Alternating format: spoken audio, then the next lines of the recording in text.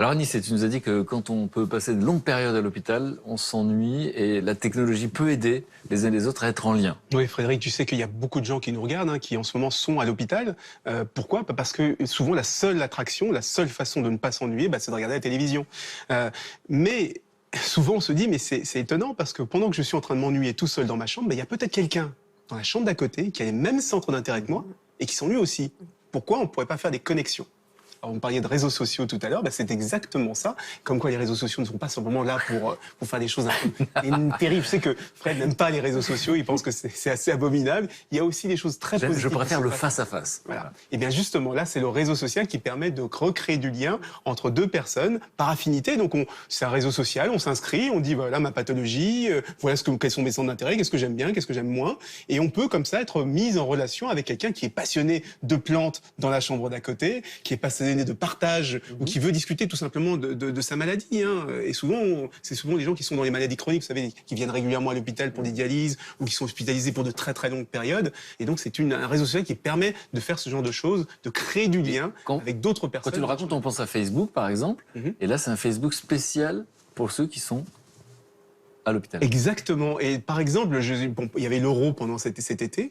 Ce type de réseau social, ça a permis de mettre en relation des gens qui adorent le foot. Et bien, ça a permis de se prendre rendez-vous au même endroit et de regarder un match de foot ensemble. Ou s'ils ne peuvent pas se déplacer, ils ne peuvent pas sortir de leur chambre d'hôpital, ils peuvent commenter, et faire des partages directement, commenter des matchs en direct.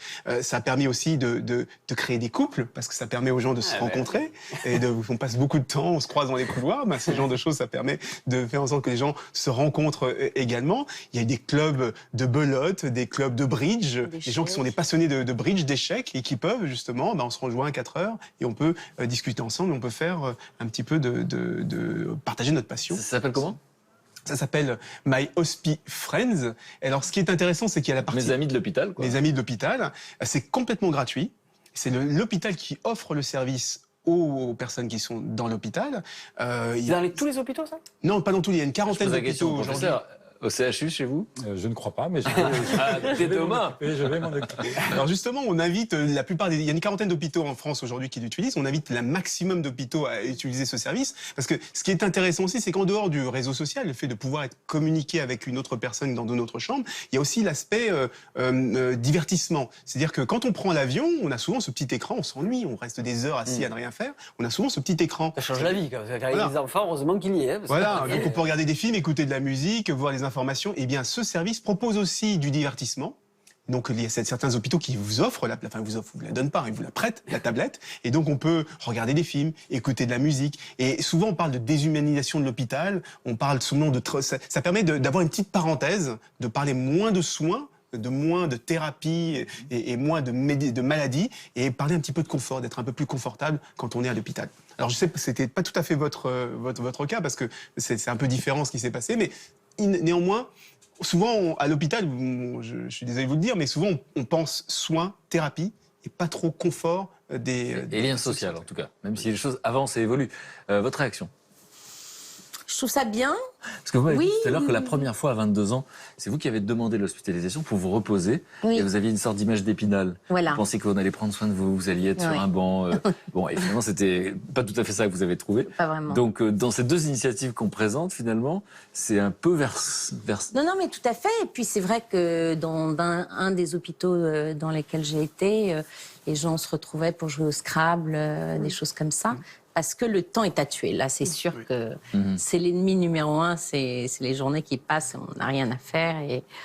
Alors tout à l'heure, je vous disais que c'était une idée qui était... on nous demande pourquoi personne ne l'a eu avant. Bah oui. Alors ce qui est très amusant, c'est ce garçon qui a eu cette idée. C'est amusant parce que c'est ce garçon, il va adorer. C'est amusant parce que c'est lui. C'est lui qui a eu l'idée. Alors qu'est-ce qui lui est arrivé?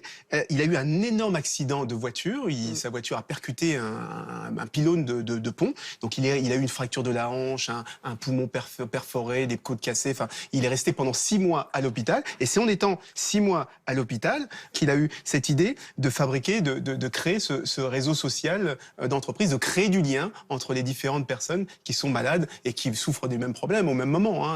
C'était il y a longtemps? C'était il y a 2 ans. Ça a été créé il y a 2 ans. Et donc aujourd'hui, 40 40 hôpitaux, notamment des hôpitaux militaires, parce que souvent les militaires, quand ils reviennent du Mali, quand ils reviennent d'Afghanistan, ils sont détachés dans n'importe quel hôpital en France. Donc ça crée du lien à l'intérieur d'un même hôpital, mais ça peut aussi créer du lien entre différents hôpitaux de France. Votre réaction?